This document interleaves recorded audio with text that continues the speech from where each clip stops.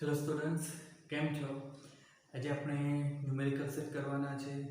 તો મિત્રો, જે ન્યુમેરિકલ તમને કરાવી રહ્યો છું એમાં તમારે જે વસ્તુની ગણતરી કરીને દાખલાનો જવાબ લાવવાનો હોય છે એ જ હું કરાવી રહ્યો છું, બરાબર. જેમાં તમારે સમજાવવાનું હોય છે, બરાબર, અથવા કઈ વસ્તુ તમારે સમજવાની હોય છે એવા ન્યુમેરિકલ તમારે મિત્રો જાતે કરવાના રહેશે, બરાબર. તો ચાલુ કરીએ આજનું. પાછલા વિડીયોમાં આપણે જે પૂરું કર્યું હતું તો આજે આપણે 4.14 સ્ટાર્ટ કરીએ છીએ. 4.14માં મિત્રો તમારે કોન્સેપ્ટ ક્લિયર કરવાનો રહેશે, બરાબર.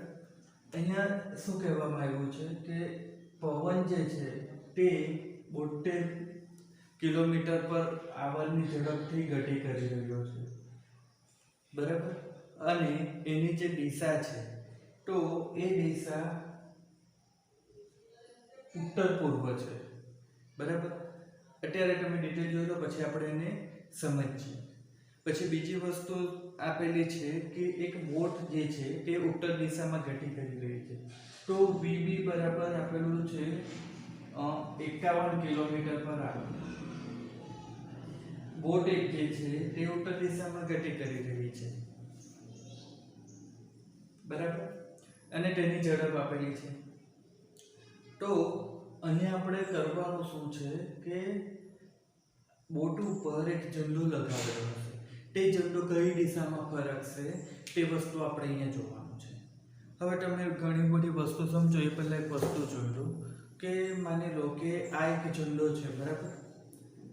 તો હવે હું કોઈ વસ્તુને આ ઝંડો જે લગાવેલો છે, બરાબર, અહીંયા લગાવેલો છે અને માની લો કે આ દિશા ઉત્તર છે, બરાબર.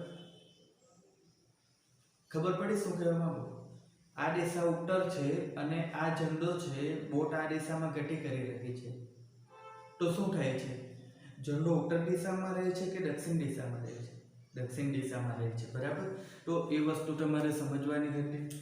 તો હવે આપણે અહીંયા આકૃતિ દોરીએ તો મિત્રો તમને વધુ ખ્યાલ આવશે. આ ઉત્તર છે અને આ દક્ષિણ છે, બરાબર. તો અહીંયા આપણે શું કરીએ છીએ કે જુઓ, જે પવન છે તેની દિશા પણ ઉત્તર પૂર્વ આપેલી છે. તો આ દિશા પૂર્વ હોય છે અને આ પશ્ચિમ હોય છે, બરાબર. તો ઉત્તર પૂર્વ દિશા એટલે કઈ થવાની છે? આ દિશા થવાની છે.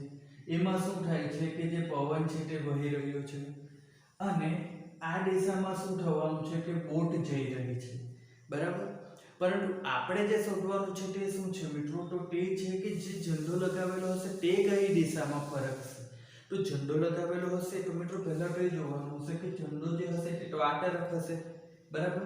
તો એ શું થવાનું છે? -vb થવાનું છે.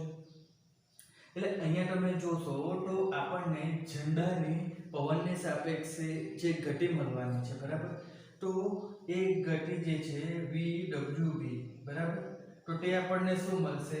vw vb કરવાથી મળવાનું છે, બરાબર. એટલે કે આપણને પરિણામી જે ઝડપ મળવાની છે તે શું થશે? vwb બરાબર vw vb. તો હવે આ પરિણામી ઝડપ આપણને જે મળવાની છે તો આપણે માની લઈએ કે એ આ દિશામાં જ કોઈ જવાનું છે. આ તમારા એક વેક્ટર છે, આ એક વેક્ટર છે. તો પરિણામી આ દિશામાં મળવાનું હોય છે, બરાબર. એ આપણે ઉદાહરણ 4.2 માં જોઈ ગયા હતા કે કોઈ એક બિંદુ પાસે બે સદિશોના પૂંછ ભેગા થતા હોય તો તેના વચ્ચેથી શું થતું હોય છે કે કોઈ પરિણામી સદિશ મળતો હોય છે. હવે તમે જુઓ કે vw અને v b આ બે વચ્ચેનો ખૂણો કેટલો થશે? તો મિત્રો આ જે ખૂણો હશે એ કેટલો છે? 45. અને આ ખૂણો કેટલો છે? 90.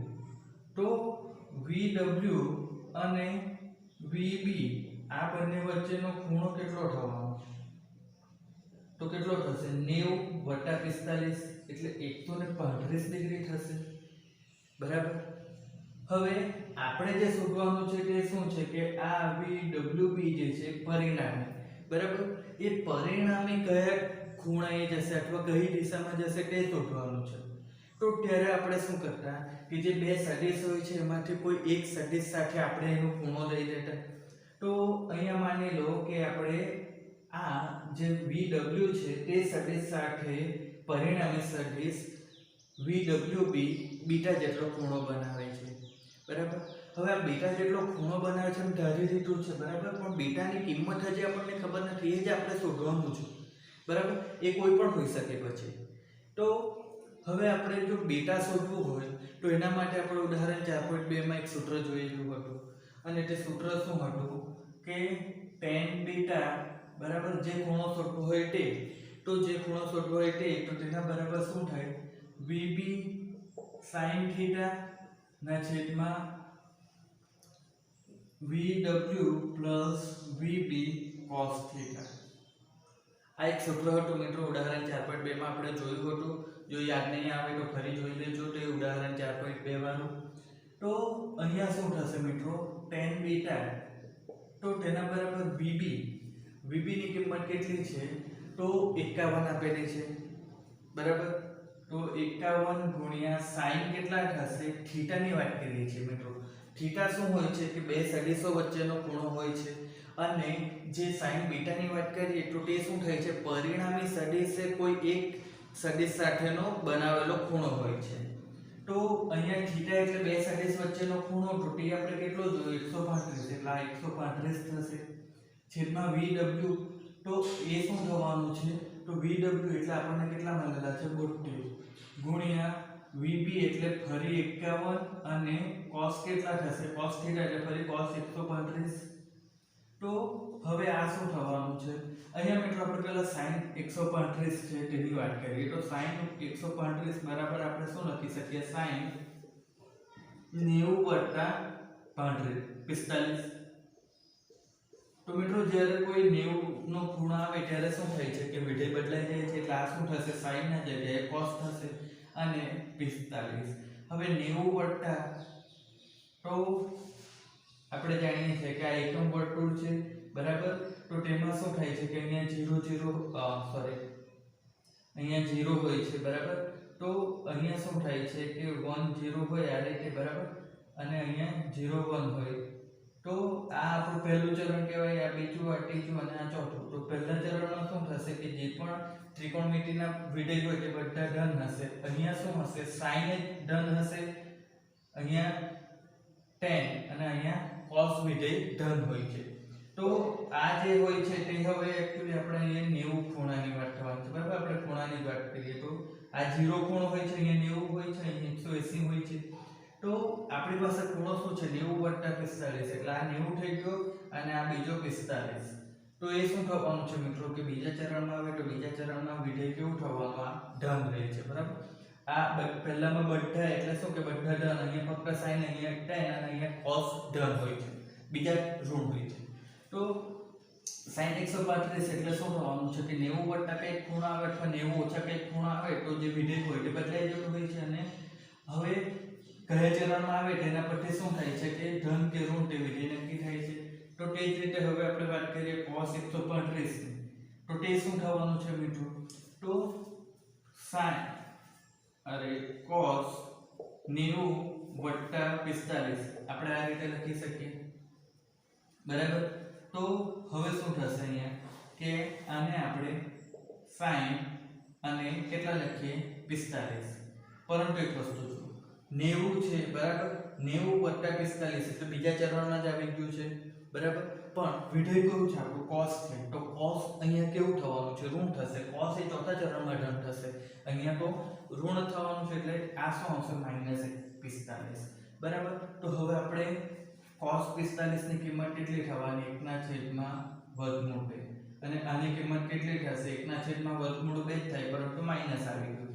તો આપણે આ કિંમત હવે મૂકી દઈએ મિત્રો. આ જે કિંમત છે તો તમે ધોરણ 10 માં ભણી ગયા છો. તો શું થશે કે tan બીટા બરાબર 51 ગુણ્યા શું થશે 1/√2, અને અહીંયા શું થશે 72 ગુણ્યા 51 અને -1/√2. તો આને તમે મિત્રો સાદો રૂપ આપશો તો શું થશે 1.00374. આ રીતે તમને tan બીટા બરાબર કંઈક મળવાનું છે. તો આના પરથી મિત્રો તમે બીટા બરાબર શું લખી શકો, તો 45 ડિગ્રી અને 6 મિનિટ જેવો આવે છે, બરાબર. તમારે tan ના જે વિધેય હોય છે તેમાં તમારે 1003 એમાં તમારે જોવાનું રહે છે, બરાબર. તો એ શું થશે 45 ડિગ્રી અને 6 મિનિટ આવે છે. તો આ હતો આપણો 4.14. હવે જુઓ 4.17. એમાં શું કહ્યું છે કે કોઈ પથ્થર લીધો છે, બરાબર. એ પથ્થરને શું કરવામાં આવે છે કે કોઈ 80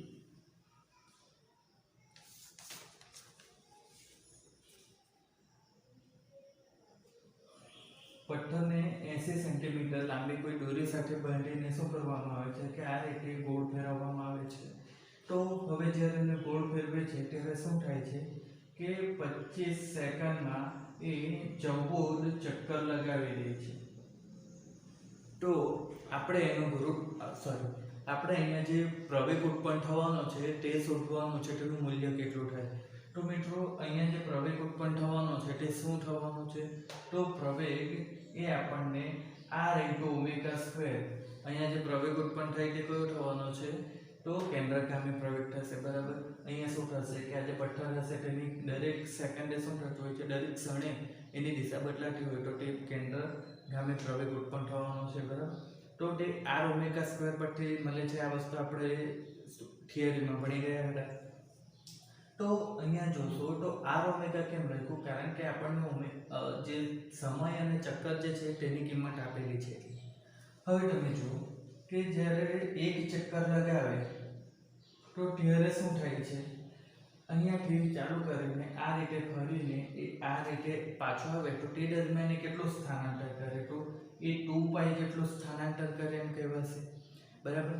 તો 14 ચક્કર માટે શું થશે, 14 × 2π થવાનું, બરાબર. તો આ શું થઈ ગયું, એનું સ્થાનાંતર થઈ ગયું. હવે આપણે શોધવાનું છે ઓમેગા, બરાબર. તો ઓમેગા બરાબર શું થાય છે, તો સ્થાનાંતર ભાગ્યા સમય.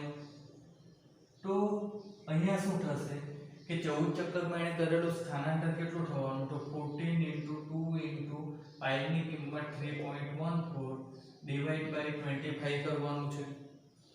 તો આ કિસ્સામાં આપણને શું થવાનું છે કે આની કિંમત 3.51 મળવાની છે, બરાબર. અને એકમ શું આવશે, રેડિયન/સેકન્ડ, બરાબર.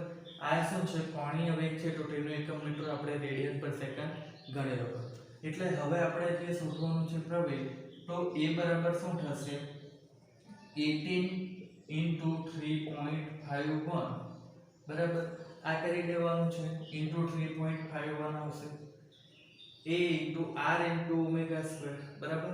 તો અહીંયા હવે તમે જુઓ કે જે દોરીની લંબાઈ છે, બરાબર, તો તે 80 સેન્ટીમીટર હોય તો આ જે દોરીની લંબાઈ આવવાની એ જે શું થશે, ત્રિજ્યા બનવાની છે ને, એટલે તો શું થશે કે આપણે પ્રવેગ શોધવાનો છે તો r ω² સૂત્ર પરથી આ રીતે ગણતરી કરી દેવા પડે ને ત્યારે આપણને જવાબ 9.814 સેન્ટીમીટર/સેકન્ડ² મળવાનો છે, જે આપણો પ્રવેગ થવાનો છે. અને આ કયો પ્રવેગ થશે, તો કેન્દ્રગામી પ્રવેગ. એટલે એની દિશા શું થવાની છે, તો કેન્દ્ર તરફની આવવાની છે, બરાબર. એ વસ્તુ આપણે થિયરીમાં ભણી ગયા હતા. હવે જો આગળનો દાખલો 4.18. એમાં શું કહે છે કે કોઈ એક એરક્રાફ્ટ છે જે શું કરે છે કે 1 કિલોમીટરની ત્રિજ્યાના વર્તુળમાં શું કરે છે કે એક સ્થિર ઝડપ એની 900 કિલોમીટર/આવર્થી શું કર્યા કરે છે કે પરિભ્રમણ કરે છે. તો હવે એ વર્તુળાકાર માર્ગે ગતિ કરે છે એમ થઈ ગયું છે.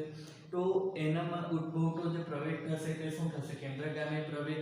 તો આ કેન્દ્રગામી પ્રવેગ જે છે તે અને ગુરુત્વ પ્રવેગ આ બંનેનું આપણે સરખામણી કરવાની છે. તો અહીંયા આપણે કેન્દ્રગામી પ્રવેગ શોધવું હોય તો AC બરાબર આપણને શું મળશે, સૂત્ર v²/r આપણે લખી શકીએ, બરાબર. કારણ કે v અહીંયા આપેલું છે 900, v એટલે રેખીય ઝડપ છે. તો હવે તમે જો v બરાબર શું આપેલું છે, 900 કિલોમીટર/આવર છે. તો આપણે એને શું કરવા પડશે, મીટર/સેકન્ડમાં ફેરવીએ તો શું થશે, 900 × 5/18, બરાબર. આ તમને કીધેલું છે કિલોમીટર/આવર માંથી મીટર/સેકન્ડમાં ફેરવવો હોય તો 5/18 વડે તમારે ગુણવાનું રહે છે. તો આ જે જવાબ છે તે 250 મીટર/સેકન્ડ આપણને મળવાનું છે. બીજું કે જે ત્રિજ્યા આપેલી છે તે 1 કિલોમીટર છે, તો તે શું થશે, 1000 મીટર થઈ જવાનું. તો હવે આ સૂત્રમાં આપણે કિંમત મૂકી દઈએ તો શું થશે કે આપણને ગુરુત્વ કેન્દ્રગામી પ્રવેગ મળશે કેટલો તો 250 ગુણ્યા 250 અને છેદમાં શું આવશે 1000 તો આપણને અહીંયા જે પ્રવેગ મળવાનો છે એ શું થશે 62.5 આ શું થવાનું છે આપણને મીટર પર સેકન્ડ સ્ક્વેર પ્રવેગ મળવાનો છે બરાબર હવે આપણે શું કરવાનું છે કે એને ગુરુત્વ પ્રવેગ અથવા ગુરુત્વાકર્ષણ સાથે સરખાવીએ એટલે આપણે જે ગુરુત્વાકર્ષી પ્રવેગ હોય છે તેની સાથે સરખાવીએ તો શું થશે કે AC ના છેદમાં G તેના બરાબર શું લખાય તો 62.5 ના છેદમાં 9.8 તો તેના બરાબર આપણને શું મળે છે તો 6.37 એટલે આપણે શું લખી શકીએ જે ગુરુત્વ પ્રવેગ છે તે 6.37 ગણો ગુરુત્વ પ્રવેગ કરતા વધુ છે હવે જો 4.22 તેમાં શું કહ્યું છે કે આ x અક્ષ છે y અક્ષ છે તો x અક્ષ પરનો જે એકમ સદિશ હોય તે i y અક્ષ પરનો એકમ સદિશ j હોય છે હવે આપણને શું કહ્યું છે કે i + j અને i - j આ બંને માટે મૂલ્ય અને દિશા શોધવાની છે તો હવે આપણે આના માટે મૂલ્ય અને દિશા શોધીએ તો કેવી રીતે શોધાય તો જો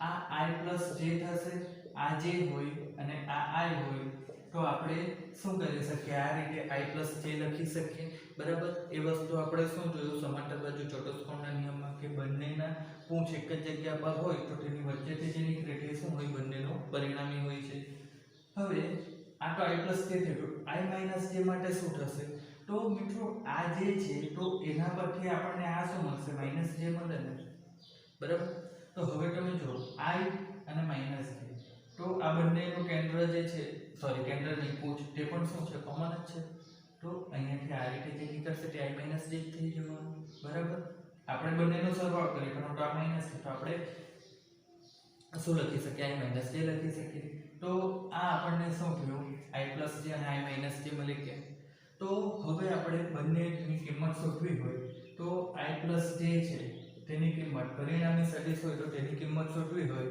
તો તે આપણે કેવી રીતે શોધેલું ઉદાહરણ 4.2 યાદ કરવા શું થાય i નો વર્ગ + j નો વર્ગ પહેલા સદિશનો વર્ગ + બીજા સદિશનો વર્ગ + 2 ગુણ્યા પહેલો સદિશ ગુણ્યા બીજો સદિશ અને cos θ આ રીતે આવતું હતું હવે cos θ એ શું થતું હોય તો બે સદિશ વચ્ચેનો ખૂણો તો મિત્રો તમે અહીં જોશો તો i અને j વચ્ચેનો ખૂણો કેટલો થાય છે તો i અને j વચ્ચેનો ખૂણો કેટલો થશે 90 એટલે આપણે અહીંયા શું લખી શકીએ તો i એટલે શું છે એકમ સદિશ છે તો 1 આવશે એનું મૂલ્ય તેનો વર્ગ + j એકમ સદિશ તેનું મૂલ્ય 1 છે તો 1 નો વર્ગ આવશે + 2 ગુણ્યા 1 ગુણ્યા 1 અને cos કેટલા આવશે cos 90 તો આ શું થવાનું છે મિત્રો તમે અહીંયા જોશો તો અહીંયા આપણને મિત્રો આ વર્ગમૂળમાં 2 મળશે અને તેના પરથી આપણે શું લખી શકીએ તો 1.41 બરાબર આ રીતે આપણે લખી શકીએ cos 90 એટલે 0 થશે તો આ પાક્કો નીકળી જવાનું છે હવે i + j થયું તો i - j કરીએ તો શું થશે તો એ મિત્રો શું થશે i નો વર્ગ + j નો વર્ગ + નહીં આવશે શું થશે તો i - j છે એટલે આ ખૂણો આવવાનો છે તો એ પણ મિત્રો 90 થશે નહીં એ 270 થશે બરાબર કારણ કે આપણે એક જ દિશામાં ખૂણો લેવાનો છે એટલે શું થશે કે cos 270 આવે તો 270 એટલે શું થઈ જશે આ માઈનસ થઈ જવાનું છે બરાબર અથવા તમે એને 360 - 90 લખી શકો એટલે આ શું થઈ જશે કે માઈનસ cos થવાનું છે એટલે અહીંયા શું થશે 2i j અને cos θ તો હવે મિત્રો અહીંયા તમે જોશો તો શું થવાનું છે 1 નો વર્ગ + 1 નો વર્ગ - 2 ગુણ્યા 1 ગુણ્યા 1 અને cos 90 એટલે મિત્રો અહીંયા પણ શું થશે 1 નો વર્ગ + 1 નો વર્ગ એટલે 1 + 1 વર્ગમૂળમાં 2 રહેવાના છે અને આ પણ 0 થઈ જવાનું છે એટલે વર્ગમૂળમાં 2 એટલે એની કિંમત પણ શું થવાની 1.41 જ આવવાની છે બરાબર હવે આપણે આ બંનેની દિશા શોધવાની છે, બરાબર. તો દિશા શોધવાની હોય તો એના માટે આપણે શું કરીએ કે ધારો કે i + j આપણે i + j શું કરીશું કે x અક્ષ સાથે બનાવેલો ખૂણો આલ્ફા લઈએ. તો આપણને જે આલ્ફા છે તે આલ્ફા કેવી રીતે મળે? તો tan આલ્ફા, તો આપણે મિત્રો જાણીએ છીએ કે કોઈ પણ આલ્ફા ખૂણો શોધવો હોય, બરાબર, બે સદિશ આપેલા હોય અને તેમાંથી આપણે આલ્ફા શોધવો હોય તો એ શું થાય? તો y ના છેદમાં x આ રીતે આપણે મૂકતા હતા તો અહીંયા y એટલે શું થવાનું છે? j. તો તેની કિંમત છે 1, x ની કિંમત પણ 1 જ છે, એટલે કે x અક્ષ પરનો જે સદિશ હોય તેની અને y અક્ષ પરનો જે સદિશ હોય તેની કિંમત મૂકતા છે તે y/x લખતા. તો y અક્ષ પર જે સદિશ તેની કિંમત 1, x અક્ષ પરના સદિશની કિંમત પણ 1 જ છે, એટલે આપણને જવાબ 1 મળશે. એટલે આલ્ફા બરાબર આપણને કેટલા મળવાના? 45 ડિગ્રી, બરાબર. tan આલ્ફા બરાબર 1 તો ક્યારે થાય? tan આલ્ફાની કિંમત 1 ક્યારે થાય? કે જો ખૂણો 45 નો હોય તો જ 1 થાય, એટલે ખૂણો કેટલો થવાનો? 45 નો, બરાબર.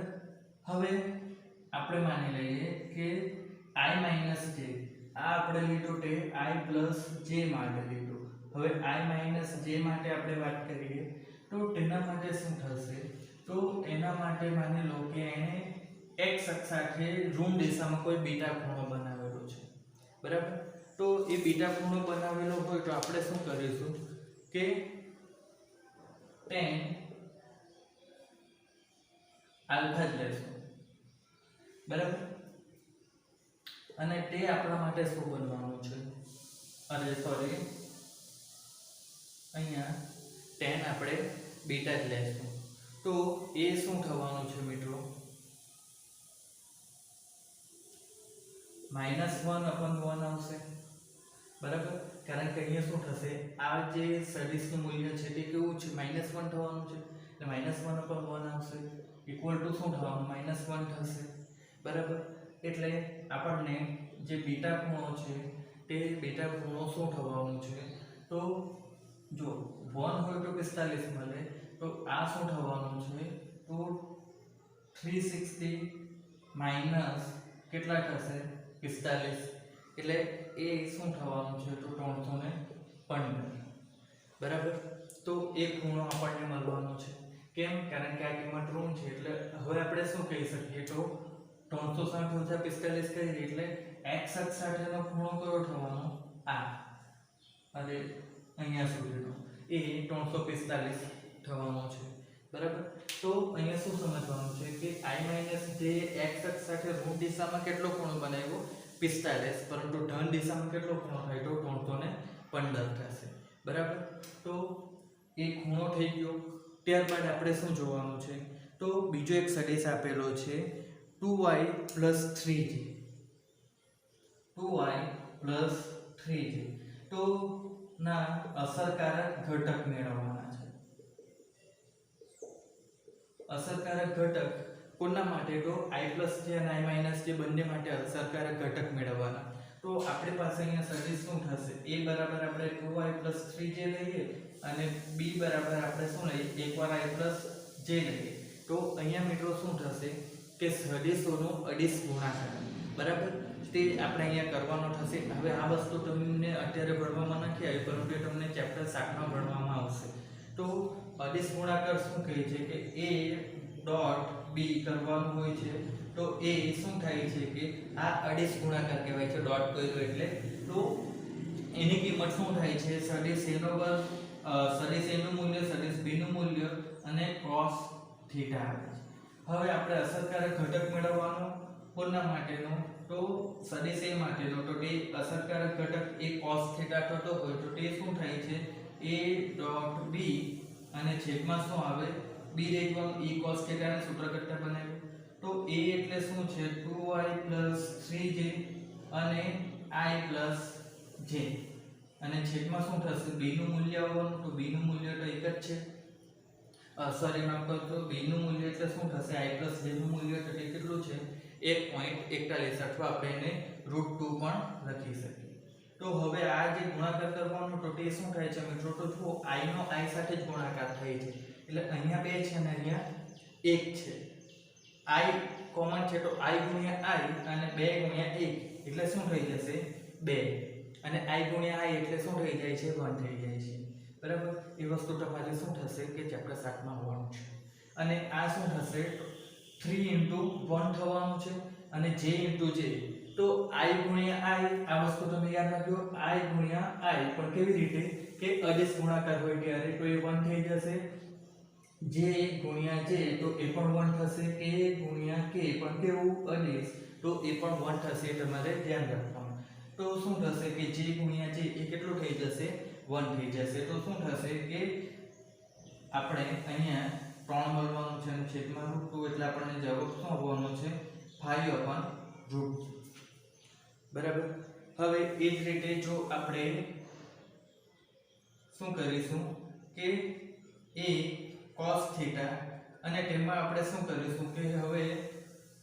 i - j લઈએ તો શું થશે કે આ વસ્તુ એમ જ રહેવાની છે 2i + 3j અને અહીંયા શું આવી જશે તો i - j આવવાનું છે છેદમાં √2 તો આ શું થવાનું છે કે અહીંયા 2 આવ્યું છે તો 2 - 2 અને -3 થવાનું છેદમાં √2 તો એ શું થશે -1/√2 આવવાનું છે બરાબર અહીંયા ધન હતું અહીંયા પણ ધન હતું એટલે વચ્ચે ધન રહ્યું છે અહીંયા ઋણ છે એટલે શું થઈ જશે તો આ બંનેનો ગુણાકાર 2 થઈ ગયો અને આ બંનેનો ગુણાકાર શું થશે -3 થશે તો -1/√2 આવવાનું છે તો આ હતો મિત્રો આપણો 4.22 હવે જો 4.25 એમાં આપણને શું કહ્યું છે કે જમીન પરનું કોઈ બિંદુ છે ત્યાંથી શું થાય છે કે 3400 મીટરની ઊંચાઈ પર કોઈ પ્લેન ઉડી રહ્યું છે બરાબર અને એને આપણે જમીન પરથી અવલોકન કરીએ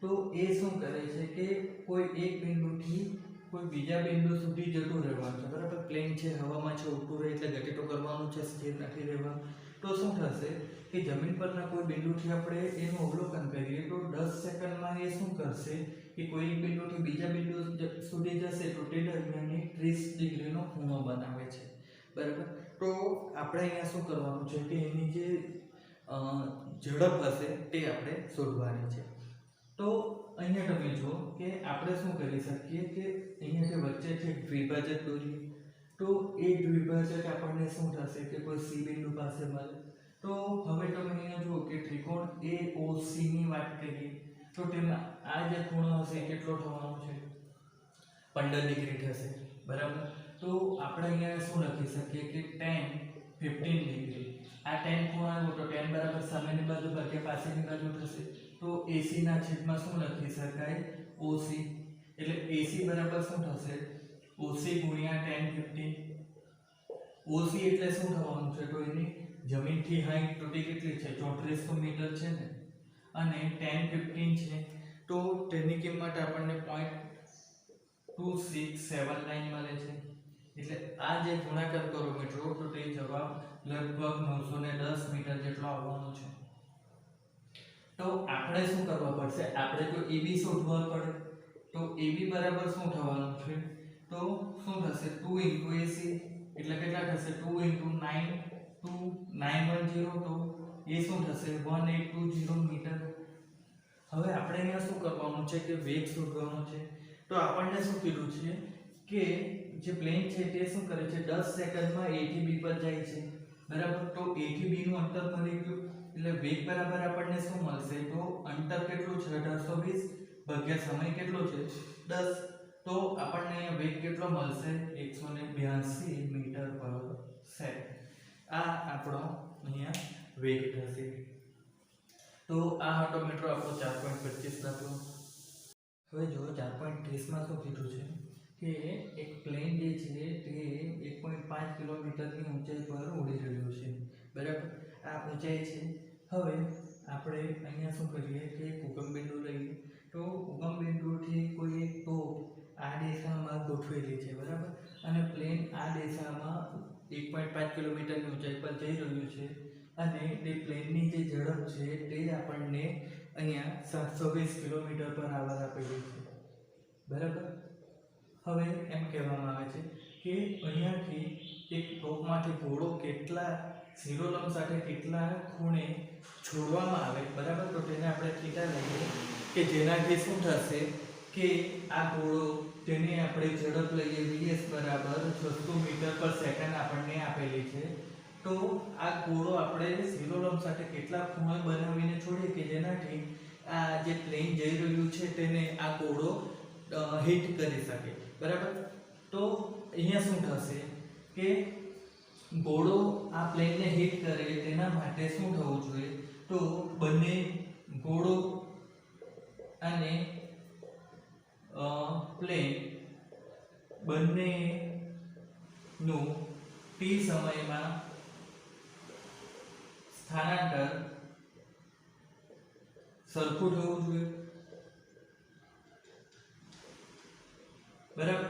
તો શું થશે કે બંને એકબીજાને હિટ કરી શકવાના છે, બરાબર.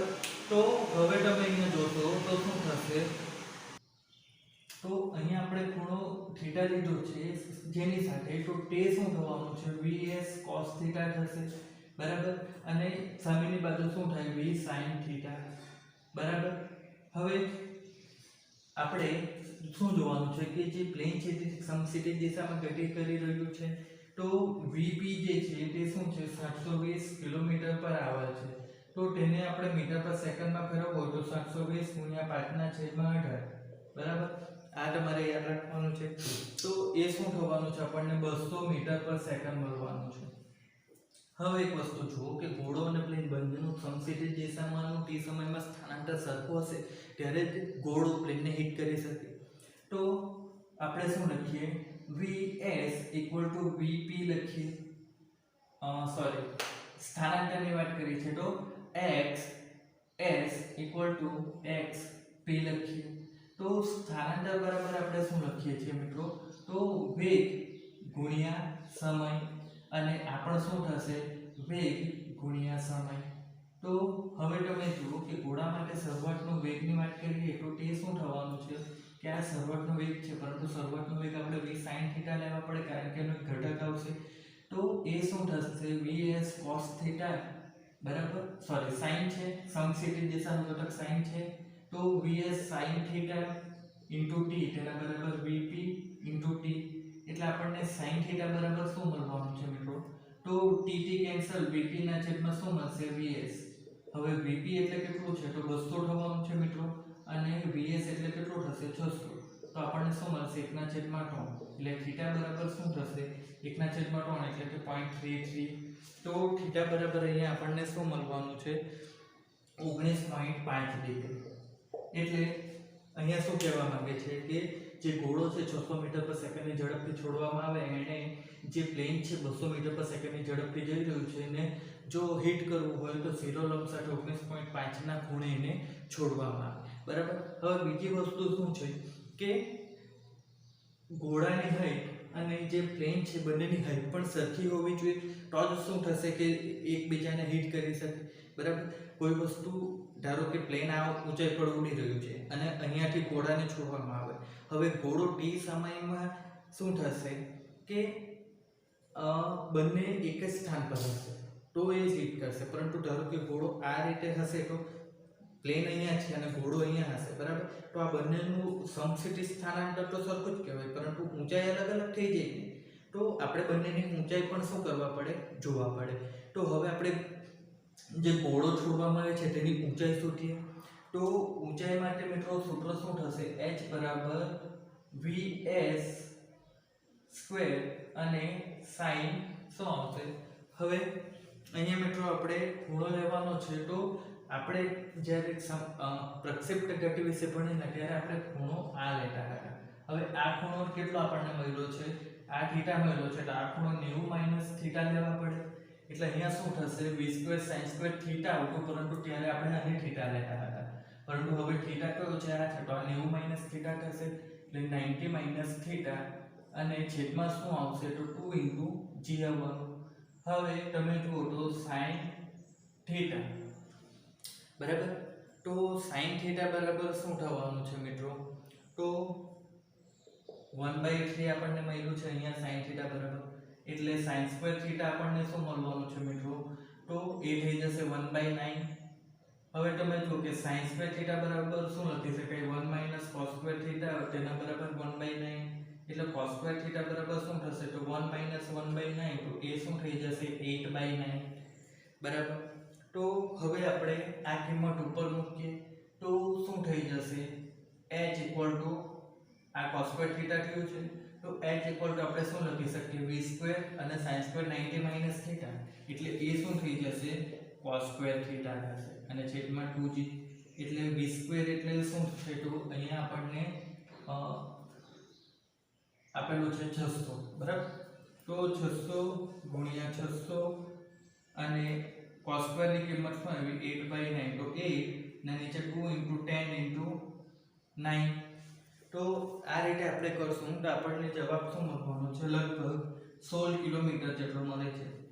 તો અહીંયા શું થશે કે જે ગોળો છે એનું સમક્ષિતિજ સ્થાનાંતર એ શું થશે કે જ્યારે એને ઉર્ધ્વ દિશા સાથે કેટલો 19.5 નો ખૂણો બનાવીને છોડવામાં આવે ત્યારે એનું અને પ્લેનનું જે સમક્ષિતિજ સ્થાનાંતર છે તે સરખું થશે પરંતુ ઘોડાની ઊંચાઈ ત્યારે કેટલી હશે 16 કિલોમીટર જ્યારે પ્લેન જે છે એ તો શું છે 1.5 કિલોમીટર પર જ હશે તો પરિણામે શું થશે કે ઘોડો આ પ્લેનને હિટ નહીં કરી શકે કારણ કે શું થવાનું જે તમને પહેલા કહ્યું તેમ કે પ્લેન આ ઊંચાઈ પર રહી જશે અને ઘોડાને સમક્ષિતિજ સાથે 19.5 નો ખૂણો બનાવે એટલે આ રીતે ખૂણો બનાવે તો એ શું થશે આટલી 16 કિલોમીટરની ઊંચાઈ પર આવી જશે તો પરિણામે શું થશે એ હિટ નહીં કરી શકે બરાબર। હવે જો મિત્રો 4.31 તેમાં આપણને શું કહ્યું છે કે કોઈ એક r ઇક્વલ ટુ 80 મીટરની ત્રિજ્યાવાળું એક વર્તુળાકાર માર્ગ છે એના ઉપર કોઈ વ્યક્તિ શું કરે છે એ 27 કિલોમીટર પર આવરની ઝડપથી ગતિ કરી રહ્યો છે બરાબર। તો તેના લીધે જે પ્રવેગ ઉદ્ભવવાનો છે તે પ્રવેગ શું થશે તો કેન્દ્રગામી પ્રવેગ હશે તેને આપણે એસી કહીએ। હવે મિત્રો જો તમે થિયરી ભણ્યા હશે થિયરીનો વિડિયો જોયો હશે તો તમને ખબર હશે કે કેન્દ્રગામી પ્રવેગ તો છે એ શાના લીધે મળે છે કે આ વ્યક્તિને શું થાય છે વર્તુળાકાર માર્ગ પર દરેક જગ્યાએ દિશા બદલાતી રહે તેના લીધે ઉદ્ભવતો પ્રવેગ છે પરંતુ જો એના મૂલ્યમાં ફેરફાર કરવામાં આવે જે 27 કિલોમીટર પર આવવાની ઝડપ છે બરાબર તો એના મૂલ્યમાં ફેરફાર કરવામાં આવે તો ત્યારે આપણને શું થશે કે એક કેન્દ્ર ત્યાગી અથવા એને સ્પર્શીય પ્રવેગ પણ કહેવાય છે તો તે પ્રવેગ આપણને મળતો હોય છે તો તેની દિશા શું હોય છે કે જે સ્પર્શકની દિશા આવે તે જ આપણને મળવાની છે તો તે દિશામાં શું થશે મિત્રો કે 0.5 આપણને મીટર પર સેકન્ડ સ્ક્વેર આટલો શું કરે છે એના ઉપર સ્પર્શીય પ્રવેગ લાગે છે તો અહીંયા આપણે શું કરવાનું છે કે પરિણામી પ્રવેગનું મૂલ્ય અને દિશા શોધવાના છે। તો હવે અહીંયા આપણે જોશું તો શું થશે કે પહેલા તો આપણે આ જે વેગ આપેલો છે બરાબર તો વેગ 27 કિલોમીટર પર આવર છે તેને આપણે શું કરવાનું છે તો મીટર પર સેકન્ડમાં ફેરવીએ તો 5/18 વડે ગુણી દો એટલે આ જે કિંમત છે મિત્રો તે શું થવાની છે 7.5 મીટર પર સેકન્ડ આ આપણને શું થવાનું છે મીટર પર સેકન્ડમાં વેગ મળી ગયો।